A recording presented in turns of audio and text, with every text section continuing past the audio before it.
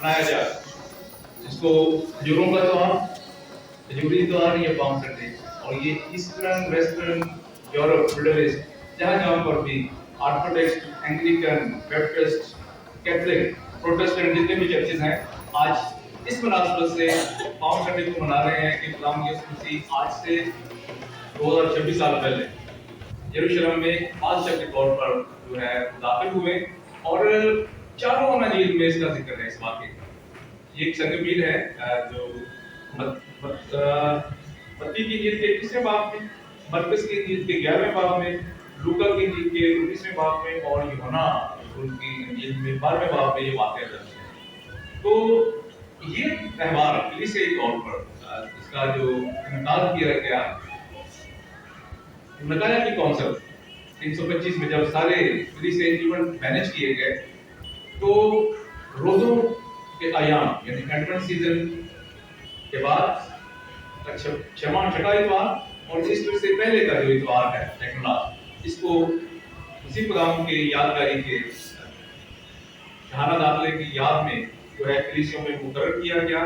और यहूदी दस्तूर के मुताबिक ईद फसह मनाई जानी थी और ईद क़याम का तकरीबन आखिरी रोज था जब खुदाम यीशु मसीह यरूशलेम में दाखिल हुए। तो एक बहुत बड़ी भीड़ है जो खुदाम यीशु मसीह के साथ आ रही है। और क्योंकि दूर दराज से जहां पर भी यहूदी इबादत थे, वो ईद फसह जो है यरूशलेम में आकर है क्योंकि मनाते हैं। तो एक बहुत बड़ी भीड़ है। और जो मुअर्रिखीन है वो कह रहे हैं कि हो सकता है कि 4-5 लाख के करीब लोग हैं जो आ रहे हैं, छोटा इवेंट नहीं था। तो वहां पर लिखा है कलाम मुक़द्दस में कि 3-4 बातें जो अहम हैं ये सारे वाक़यात में। और फिर हम आखिर में पढ़ेंगे, सीखेंगे कि ये एक नबूवत की तकमील है जिसका वादा बनी इसराइल से किया गया था कि खुदावंद अपने लोगों को बहाल करेगा और एक ऐसा बादशाह बर्पा करेगा जो खुदावंद की फरमाबरदारी में कायम रहते हुए सुलह और सलामती को कायम करेगा और अब्दुल्लाबाद तक खुदा की बादशाही को क़याम बख्शेगा। तो जो मौजज़ात खुदावंद यीशु मसीह ने दिखाए थे, आखिरी मौजज़ा कौन सा? मुर्दा लाज़र को जब जिंदा किया और उसको जिंदा करने के बाद खुदाम यीशु मसीह जो है ये उनसे लिखा है कि बेथनिया से होते हुए फिर यरूशलेम में दाखिल हुए हैं। और बहुत सारे ईमानदार फकीर और फरीसी यहूदियों में से खुदाम यीशु मसीह पर ये मौजज़ा देखकर ईमान लाए। एक बड़ी तादाद थी, वो खुदाम यीशु मसीह को भी देखना चाह रहे हैं, मुर्दा लाज़र को भी देखना चाह रहे हैं जिसको जिंदा किया। और बहुत सारे लोग जो हैं इस इश्तिहाद में कौन सा वो शख्स है, कौन सा नबी है जो मुर्दों को जिंदा करता है, बहुत बड़ी भीड़ है।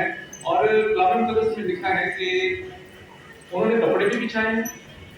मरकुस की इंजील, मत्ती की इंजील, लूका की इंजील में लिखा है कपड़े उन्होंने बिछाए, लेकिन यूहन्ना रसूल लिखते हैं कि उन्होंने खजूर की डालियां जो है वो बिछाई है और खुदावंद यीशु मसीह का इस्तकबाल किया है। और खजूर की डालियां फतहमंदी की अलामत है। जब यहूदा मकाबी ने यहूदियों के लिए लड़ा था, तो जब वो वापस आए थे तो खजूर की डालियां वो लहराते हुए आ रहे थे। फलस्तीन का इलाका बहुत ज्यादा खजूरें होती हैं और फतहमंदी के निशान के तौर पर जो है वो इस्तेमाल की जाती हैं। और कलाम मुक़द्दस में लिखा है कि जो खजूर की डालियां उन्होंने निशान के तौर पर खाई हुई थी। और ये ईद क़याम के आखिरी रोज जब वो चक्कर लगाते थे मसबा का, उनके हाथों में खजूर की डालियां होती थी और वो लहराते हुए खाते थे। और होशाना के नारे ज़बूर नंबर 118 और उसकी 25वीं और 26वीं आयत गाकर लोग खुदा की हमद कर रहे थे। होशाना, इसने खुदा को खुदावंद हमें बचा। होशाना का मतलब ऐ खुदावंद बचा हमें, और मुबारक है वो जो खुदावंद के नाम से आया है। हमने तुमको खुदा के घर से जो है वो दुआ दी है। खजूर की डालियां जो है इनका बुनियादी तौर पर फतहमंदी, खुशहाली, बहाली और ब्लेसिंग से इसका जो है ताल्लुक कलाम मुक़द्दस में हम देखते हैं, जोड़ा जाता है। और वहां पर लिखा है कि एक मुकाशवा की किताब में एक बड़ी भीड़ है जो बर्रा और तख्त के सामने, क्या है उनके हाथों में सफेद जामे पहने, खजूर की डालियां हैं, खजूर की डालियां लहराते हुए बर्रा की हमद कर रहे हैं। और उस वक्त भी मुक़द्दस यूहन्ना कहता है कि उन्होंने खजूर की डालियां फतहमंदी, बालबंदी, सरफराजी, बहाली के तौर पर उनके पास थी। और راستے میں بھی بچھائی ہیں، خداوند یسوع مسیح کا لہرا کر استقبال بھی کیا ہے، اس کو بادشاہ کے طور پر جو ہے وہ قبول کیا۔ اب انہوں نے جس وقت خداوند یسوع مسیح کو بادشاہ کے طور پر قبول کیا تو وہ سمجھے ہوشانا اب خداوند کی نجات ہمارے پاس ہے، کیونکہ مسیح خداوند رومیوں سے لڑے گا بھی، وہ بادشاہ، وہ مسیحا، مسیح آ گیا ہے جو ہمیں یہودی تسلط سے آزادی اور بحالی بخش کر دوبارہ ہیکل کو بحال کرے گا، اور ہم سب جو ہے ابھی اسیری میں غلامی میں زندگی بسر کرتے ہیں آزادی کے ساتھ بسر کریں گے۔ اسیری ایک فرقہ تھا یہودیوں میں، بنیاد پرست، وہ بڑے ڈراتے تھے، تو وہ خداوند یسوع مسیح کے آگے آگے چل رہے۔ اینٹونیو کا جو ایک قلعہ تھا وہ رومی حکومت کا صدر مقام تھا یروشلم میں ہیکل کے سامنے، اس کو ادھر کی طرف موڑ کے لے کے جا رہے ہیں۔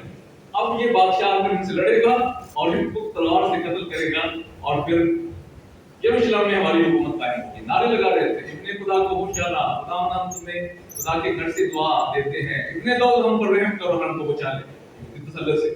لیکن خدا یسوع مسیح کہاں گئے؟ قلعے میں نہیں گیا، وہ ہیکل میں گیا، اور وہاں پر لکھا ہے کہ اس نے پھر صفائی کی ہے۔ وہ خدا کی مرضی کو پورا کرنے آ رہا ہے، لوگ اس کو اپنے مقاصد کے لیے استعمال کر رہے ہیں۔ اور پھر وہ جو نعرہ ہوشانا ہے کس میں تبدیل ہوا تھا 4 روز کے بعد؟ اسے کچھ نہیں تو وہ سمجھے کہ یہ ہم چاہتے تھے ہمارے مقاصد کو اس نے پورے نہیں کیے، یہ تو جعلی عکس ہے۔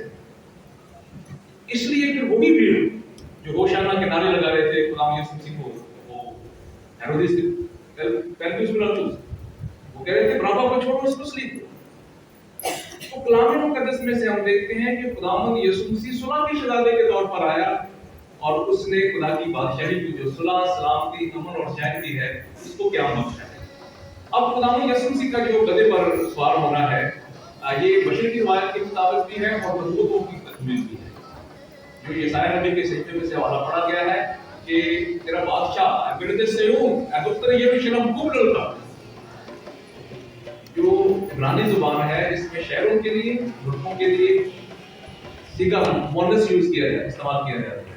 اس لیے بلد قوم کو، یہودی قوم اسرائیل کو تسلی دی جاتی ہے، اے بلد صیون اے دختر یروشلم، یروشلم کی بیٹی خوب لڑکا، بلد کی بیٹی کیوں کہتے ہیں؟ دیکھ تیرا بادشاہ تیرے پاس آتا ہے، وہ گدھے پر سوار ہے، وہ حلیم ہے اور نجات اس کے ہاتھ میں۔ خداوند یسوع مسیح صلح کے شہزادے کے طور پر جو ہے وہ یروشلم میں داخل ہوا، اور اس وقت روایت تھی کہ جب کوئی بھی بادشاہ مسلح ہو کر جنگ کے لیے اور جنگ کے صبر کے ساتھ کسی ملک میں یا کسی دشمن پر جاتا حملہ روکنے کے لیے، وہ گھوڑوں پر سوار ہوتا تھا، اور اگر کوئی گدھے پر سوار ہوتا تھا تو یہ صلح، سلامتی اور خیر سگالی کے جذبے کے ساتھ تھا۔ صلح کی نشانی ہے گدھا، اور اس وقت لکھا کہ خداوند یسوع مسیح نے جب 2 شاگردوں کو بھیجا ہے کہ سامنے کے گاؤں میں جاؤ، وہاں پر ایک گدھی کا بچہ جس پر کبھی کوئی سوار نہیں ہوا، اس کو کھول کر لے آؤ، اور اگر کوئی تم سے پوچھے اس کا سبب تو بتا دینا خداوند کو اس کی ضرورت ہے۔ کیا وہ خداوند کو پہلے سے جانتے ہیں؟ انہوں نے کوئی بات نہیں کی، کوئی آرگومنٹ نہیں کیا، کیونکہ ان کے لیے جو گدھا تھا بڑا امپورٹنٹ تھا، مزدوری کا ذرائع آمدنی کا بڑا سورس تھا، اور انہوں نے کوئی آرگومنٹ نہیں کیا، جانے دیا۔ روایت ہے، کتنی حقیقت ہے، لیکن روایت ہے کہ اس شخص کا وہ گدھا تھا، اس کے بیٹے کو خداوند یسوع مسیح نے شفا دی تھی، اور اس نے کہا تھا خداوند کبھی میری ضرورت ہو تو تم یاد ضرور کرے۔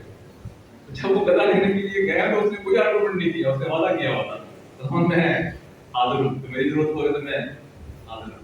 تو اس لیے وہ گدھے پر لکھا ہے کہ لے کر آئے ہیں اس کو کپڑے بھی ڈالے ہیں، اور صلح اور سلامتی کے شہزادے کے طور پر، بادشاہ کے طور پر شہانہ نعرے لگاتے ہوئے وہ یروشلم میں داخل ہوئے ہیں، اور پھر کپڑے جو انہوں نے بچھائے ہیں یہ بھی روایت ہے۔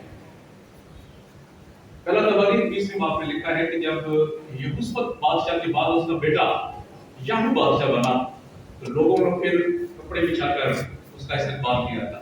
ابھی بھی کوئی سیلیبریٹی آتی ہے، بڑا شخص آتا ہے تو جہاز سے لے کر استقبالیہ کا کیا ہوتا ہے، ریڈ کارپیٹ بچھاتے ہیں آنر دینے کے لیے، معزز اس کو عزت کرنے کے لیے۔ تو اسی طرح انہوں نے کپڑے بچھائے ہیں، اور خداوند یسوع مسیح کو بادشاہ جو ہے وہ مانا ہے، اور بادشاہ کے طور پر ان کی توقعات کچھ اور تھی، وہ کچھ اور توقعات چاہتے تھے، لیکن خدا یسوع مسیح کی جو توقعات ہیں خدا کی بادشاہی کو قیام بخشنا اور امن اور چین اور سلامتی کی جو بادشاہی ہے اس کو قائم کرنا، جو کہ عیسائی نبی بھی بیان کرتا ہے کہ خدا کی جو بادشاہی ہوگی دریا فراز سے انتہائی زمین تک ہوگی۔ خدا یسوع مسیح کیسے بادشاہ ہے اور کیسے وہ خدا کی بادشاہی کو قائم کرتا ہے؟ تینوں جو کھلاڑیاں بھی ہوگی، کپڑے بھی ہوگی، گدا بھی ہوگی۔ تو یہ فرق ان کی جو پرسیپشن ہے، ایک تو خدا یسوع مسیح نبوتوں کی تکمیل ہے، اور اعمال کی کتاب چوتھے باب میں لکھا ہے، مقدس پطرس کہتا ہے کہ آدمیوں کے وسیلہ سے کوئی دوسرا نام نہیں بخشا گیا جس کے آدمیوں کو کوئی دوسرا نام نہیں بخشا گیا جس کے وسیلہ سے ہم نجات پا سکیں۔ تو خدا یسوع مسیح نے نجات کا وہ منصوبہ جو خدا چاہتا تھا، حلیم صادق بن کر جو ہے وہ اس کو قائم کیا ہے، اور جس کا ذکر مقدس زکریا اپنی نبوت میں کرتا ہے، اس نے اس نجات کے منصوبے کو مکمل کیا ہے۔ تو یسوع بادشاہ ہے، اور خدا کی بادشاہی سے اس کا کیسے تعلق ہے اور کیسے وہ قیام بخشے گا اس کو۔ جب ہم پیدائش کی کتاب کو پڑھتے ہیں تو خدا نے زمین اور آسمان کو بنایا، اور خدا کی اس کا مالک ہے، اور پھر اس نے آدم کو اپنی شبیہ اور صورت پر بنایا اور اپنا اختیار اس کو بخشا کہ وہ خدا کے بہاف پر زمین پر حکمران ہوتے ہوئے خدا کی بادشاہی کو قائم کرے۔ تو آدم گناہ کے سبب سے اس کے منصوبے کو باید تکمیل تک نہیں پہنچا سکا۔ پھر 12واں باب خدا ابراہیم کو چنتا ہے، اور اس کی نسل کے وسیلے سے خدا وعدہ کرتا ہے کہ وہ اختیار جو خدا اپنے لوگوں کے ساتھ اپنے بہاف پر زمین پر قائم کرنا چاہتا ہے اس کے لوگ کریں۔ اور کلام مقدس میں لکھا ہے کہ بنی اسرائیل بھی اس میں کامیاب نہیں ہو سکے، اور پھر جب ان میں بادشاہ برپا ہوئے تو خداوند نے کہا کہ دو بادشاہ جو ہے اب وہ میرے دل کے موافق ہے، اور وہ میری بادشاہی کو قیام بخشے گا۔ خدا نے وعدہ کیا تیری بادشاہی ہمیشہ تک قائم رہے گی، اور اس کی وسعت کا کوئی اندازہ نہیں ہوگا۔ تو وہ خدا کی مرضی کو پورا کر سکا نہیں کر سکا، وہ بھی کام کر سے بھی گناہ ہو گیا۔ تو پھر جو داؤد کی نسل سے بادشاہ پیدا برپا ہوگا، یہودا کا ببر کون ہے؟ یسوع مسیح۔ اس نے خدا کی بادشاہی کو قیام بخشا ہے، اس منصوبے کو پایا تکمیل تک پہنچا ہے، اور فرمانبرداری میں قائم رہتے ہوئے خدا کی بادشاہی کو اس دنیا میں قائم رکھا ہے، جو ازل تک ابدالآباد تک قائم رہے گا۔ اور وہ گدھے پر صلح اور سلامتی کے شہزادے کے طور پر آیا، اور نجات اپنے لوگوں کو بخشی ہے، اپنے خون کے وسیلہ سے کفارہ دیا ہے۔ لیکن مکاشفہ کی کتاب میں لکھا ہے کہ اب وہ سفید گھوڑے پر سوار ہو کر آئے گا، اور بدی کی قوتوں جو خدا کی مخالف ہے نیست و نابود کر دے گا، اور وہ لوگ جس نے اس کی بادشاہی کو قبول کر چکے ہیں ابدالآباد تک اس کے ساتھ سکونت کریں گے، اور جنہوں نے قبول نہیں کیا، جنہوں نے اس کے خلاف مزاحمت کی ہے، جنہوں نے اس کو رد کیا ہے، ابدالآباد جلنے والی آگ میں ڈالے جائیں گے، اور پھر نیا یروشلم میں خدا کے لوگ خدا کے ساتھ سکونت کریں گے، اور خدا ان کی آنکھوں کے آنسو پوچھ دے گا، پھر نہ دودھ کو ستائے گی، نہ بھوک اور پیاس کے وہ ستائے جائیں گے، بلکہ برے اور خدا کا تخت ان کے درمیان ہوگا۔ خداوند یسوع مسیح وہ بادشاہ ہے جس نے خدا کی بادشاہی کو قیام بخشا ہے، اور ابدالآباد تک وہ رہے گی، قائم رہے گی۔ ہم سب جو اس کی بادشاہی کے وسیلہ سے بلائے گئے، اب یہ ہمارا کام ہے کہ ہم نے اس کی بادشاہی کی وسعت اور جلال کے لیے اپنا اپنا کردار ادا کرنا ہے، اور اگر ہم نے ابھی تک اس کو بادشاہ قبول نہیں کیا تو یہ چیلنج لمحہ فکری ہے، ہم کیسے دوسروں کو اس کی بادشاہی میں لانے کا وسیلہ بن سکتے ہیں، تاکہ جب وہ آسمان پر بادلوں کے ساتھ آئے تو ہم سب اس جماعت کا حصہ بنے جو اڑ کر ہوا میں اس کا استقبال کریں۔ تو ہمیں اس دنیا میں رہتے ہوئے جس طرح خدا نے بنی اسرائیل کو چنا، آدم کو چنا، اسی خداوند کے وسیلہ سے کلیسیا کو چنا گیا۔ کلیسیا کا جو چناؤ ہے وہ مخصوص طبقے کے لیے نہیں، عالمگیر طور پر دنیا کے سب خلق کے سامنے دین کی منادی کرو، سب دنیا میں جاؤ، خدا کی بادشاہی کی منادی کرو، اور جو ایمان لائے ان کو خدا کی بادشاہی میں شامل کر کے خدا کے جلال کا وسیلہ بنے۔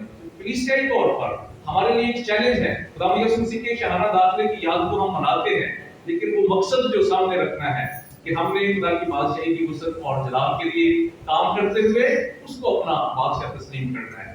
مقدس یوحنا پالوس رسول کہتا ہے وہ خدا کے دہنے ہاتھ بیٹھا ہوا ہے اور ہماری شفاعت کے لیے ہے. وہاں سے وہ آئے گا واپس کلیسیا کو لینے کے لیے. صرف وہی لوگ شامل ہوں گے جنہوں نے شخصی طور پر اس کو اپنا نجات دہندہ قبول کیا ہے, اپنی زندگیوں کا مالک قبول کیا ہے اور خدا کی بادشاہی میں شامل ہونے کے لیے اس کو بادشاہ مانا ہے. رب اس کلام کے وسیلہ سے آپ سب کو دعا کریں.